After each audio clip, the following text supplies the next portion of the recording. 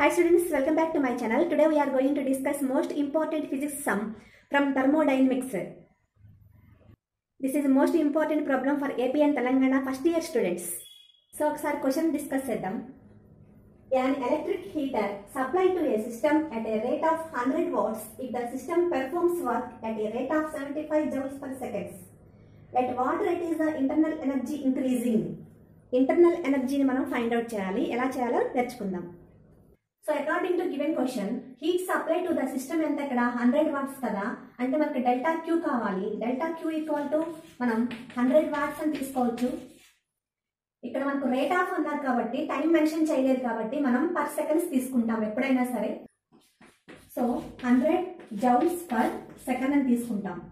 So ఇక్కడ మనం sign conversion కూడా చూసుకోవాలి. హీట్ సప్లై సిస్టమ్ ఏమో పాజిటివ్ గాను, హీట్ రిమూవ్ ద సిస్టమ్ ఏమో నెగిటివ్ గా తీసుకుంటాం. ఇక్కడ రేట్ ఆఫ్ వర్క్ కూడా మనకు 75 జౌల్ పర్ సెకండ్స్ ఇచ్చారు కాబట్టి డెల్టా డబ్ల్యూ తీసుకుంటాం. Delta W equal to 75 joule per second. మన ఇంటర్నల్ ఎనర్జీ ఏ రేట్ లో ఇంక్రీజ్ అవుతుంది అన్నాడు కాబట్టి డెల్టా యూ ఫైండ్ అవుట్ చేయాలి. మీకు డైరెక్ట్ గా ఫార్ములా ఉంది కదా, delta Q equal to delta you plus delta W అనే ఫార్ములా ఉంది కదా.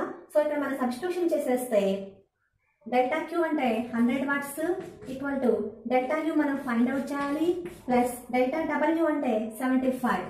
సో దీని నుంచి మనం delta U equal to 100 minus 75 25 joule for seconds. So this is final answer. So ఇలాంటి మరిన్ని అప్డేట్స్ మీకు రావాలి అంటే మా ఛానల్ సబ్స్క్రైబ్ చేయండి, లైక్ చేయండి, షేర్ చేయండి. Thanks for watching.